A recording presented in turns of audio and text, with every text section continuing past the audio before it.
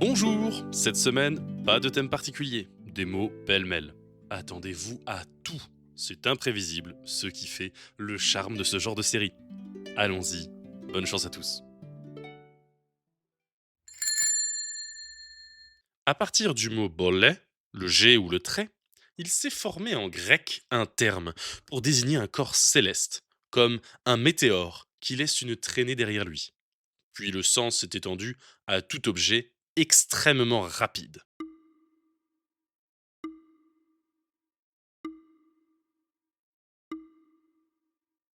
y compris un véhicule.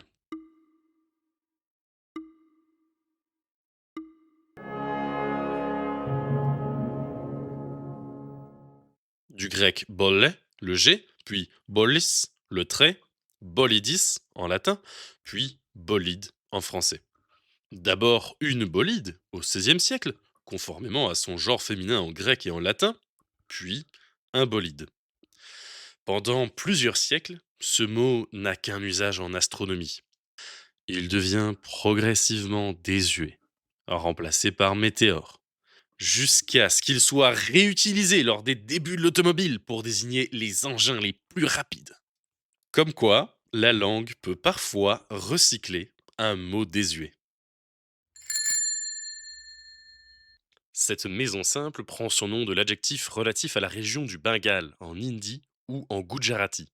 Il est passé par l'anglais.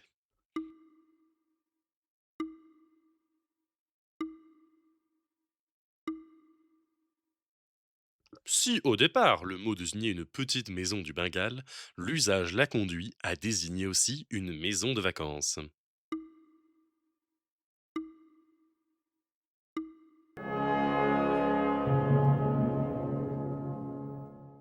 Du Bengale, soit Bangalore en Gujarati ou Bangla en hindi, adapté en bungalow.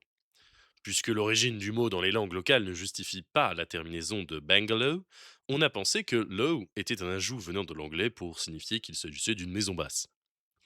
Mais ce low n'est peut-être qu'une retranscription fantaisiste du A long à la fin de Bangla en hindi ou du O long à la fin de Bangalore en Gujarati, afin que le mot ait en anglais une sonorité exotique.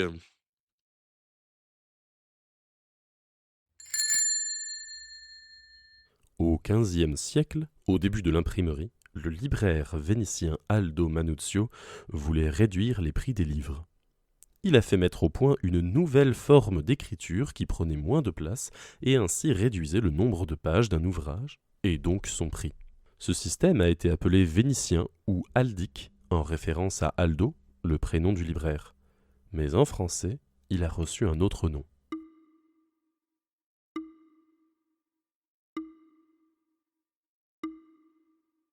Les caractères étaient plus fins pour prendre moins de place.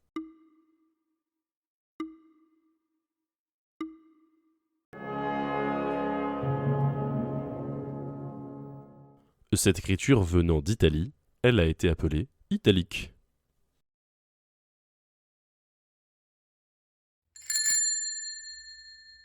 En partant de prehendere, prendre, les Latins ont construit un mot qui signifie pilleur, voleur.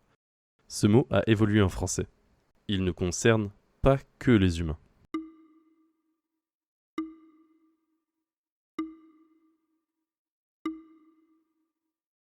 Il a été appliqué à une catégorie d'animaux.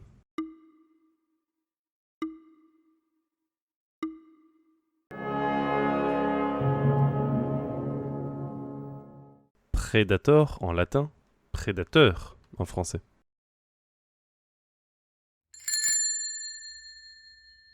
D'un regroupement d'interjections attribuées au diable au Moyen Âge, le français a fait un mot. Avec le temps, son sens est passé de bruit du diable à ensemble de bruits désagréables.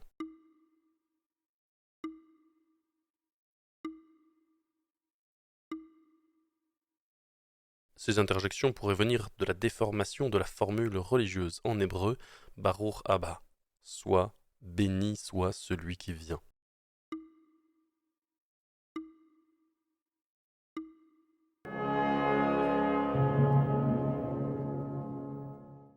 Dans une vieille farce héritée du Moyen-Âge et mise par écrit au XVIe siècle, au moment où le diable entre sur scène, son texte est le suivant.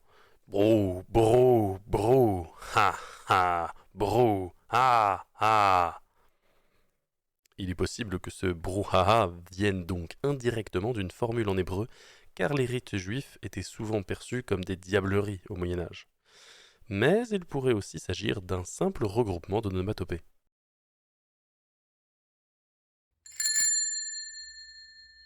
Initialement, c'est un ornement sur la coiffe. Il était fait de plumes de coq ou de divers éléments de couleur vive qui pouvaient faire penser à la crête d'un coq.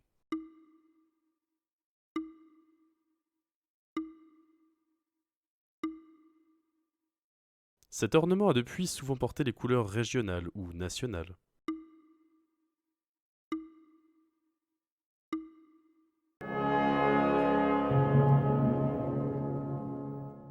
De coq, la cocarde.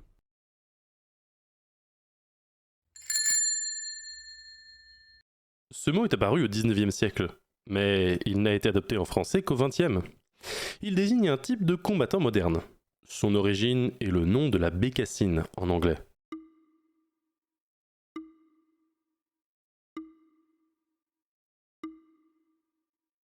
Cet oiseau a la réputation d'être difficile à chasser. Pour y parvenir, il faut que le chasseur possède certaines qualités. Idem pour le soldat.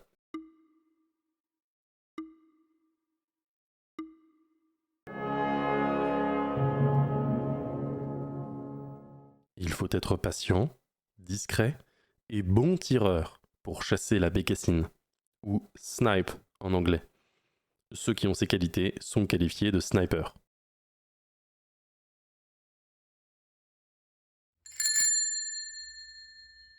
Du latin jusqu'à rien, mis sous forme de verbe.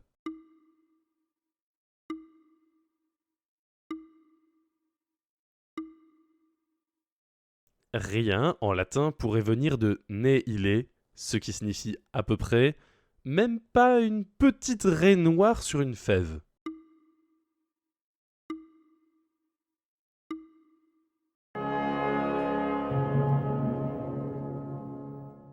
Rien en latin se dit nihil, et jusqu'à rien donne le verbe annihilare, annihiler en français. Le latin circum fodere, soit à peu près creuser autour, est à l'origine du nom d'un outil de jardinage qui finit par un suffixe diminutif.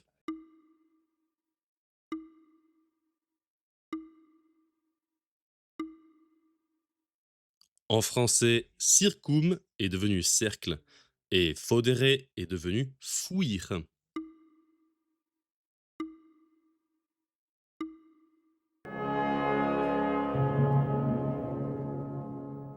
Circum fodere est devenu serfouir. On serfouille avec une serfouette.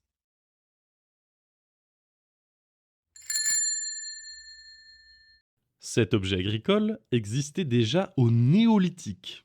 Il viendrait d'un mot indo-européen signifiant joindre.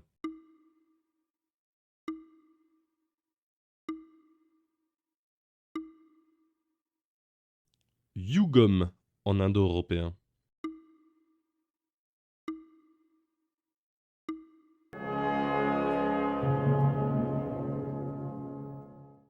De yugom, il devient yugum en latin et joug ou joue en français.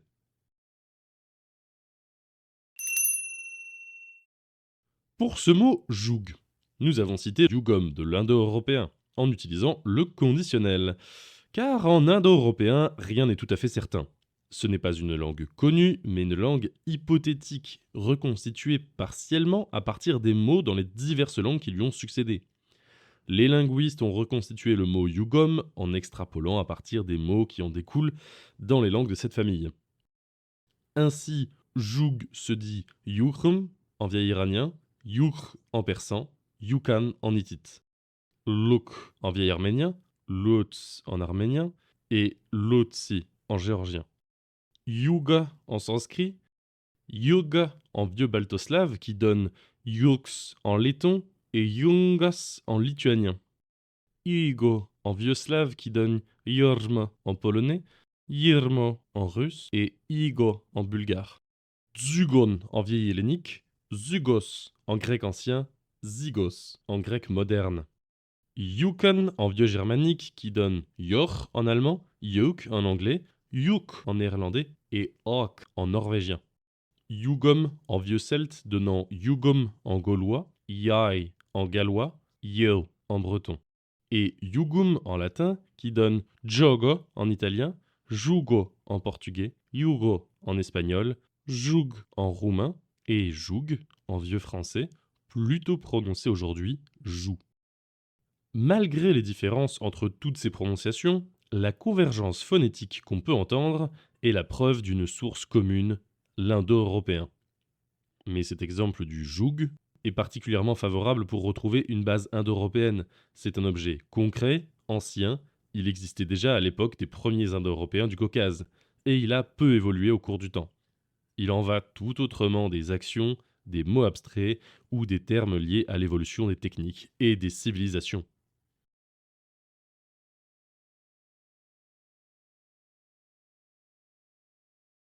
On récapitule ces mots pêle-mêle. Le bolide, comme un G selon le grec. Un bungalow, soit du Bengale en Gujarati en passant par l'anglais. En italique, un lettrage venu d'Italie. Prédateur qui prend selon le latin. Du brouhaha, une probable déformation de béni celui qui vient en hébreu. La cocarde, un ornement en plume de coq ou rappelant un coq. Le sniper, le chasseur de bécassines en anglais. Annihiler jusqu'à rien en latin. La serfouette, pour fuir autour selon le latin. Et le joug, un lien selon le lointain indo-européen. C'est bien aussi, un épisode sans thème particulier. Nous le referons au moins à chaque épisode se finissant par 5. Vous avez quelque chose à dire sur une des étymologies? Un point d'éclaircissement? Une remarque? Les commentaires sont là pour ça. Notre chaîne est jeune, elle a besoin de soutien. Abonnement, j'aime et partagez. Faites connaître. À la semaine prochaine.